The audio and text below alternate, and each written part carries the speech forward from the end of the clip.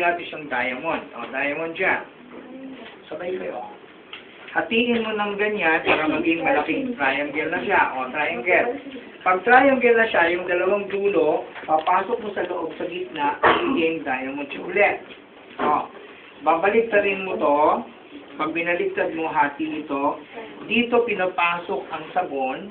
Ang tawag ni Miriam dito ay tent of pyramid. So, tent of pyramid din, nasa paanan ng kama. Babastusan ka naman dito. Okay? So, tent of pyramid. Kama. Parang tent, parang pyramid, di ba? Pero pag binaligtad natin ito, etong ginagawa sa carnival. Pareho-pareho siya, ha? Babaligtarin ko lang siya. Tatayo natin siya.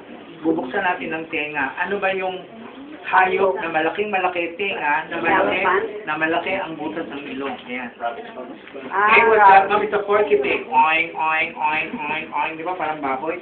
Tuwan-tuwa yung bisita. Can you teach my grandson how to do that?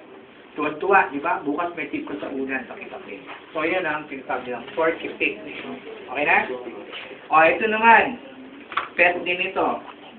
Hatiin mo yung tuwalya sa dalawa.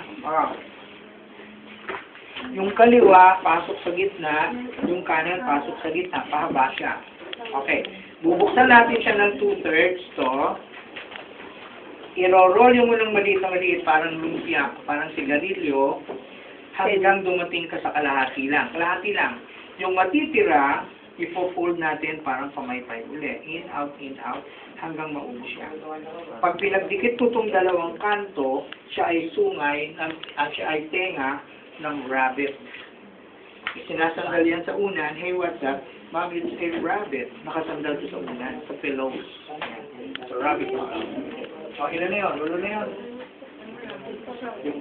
Okay na? Okay na, sir.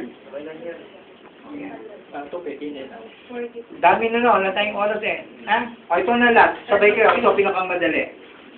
Tupiin nyo ang tuwalya sa dalawa. Sabay-sabay tayong ganito. O, ito pinakamadali eh. Hatiin nyo uli sa dalawa kapag ganito. Then, hatiin natin ito sa tatlo. Madali lang to. Oh. Then, hatiin natin sa tatlo. Isa, dalawa, tatlo. Tago nyo na, tapos na tayo.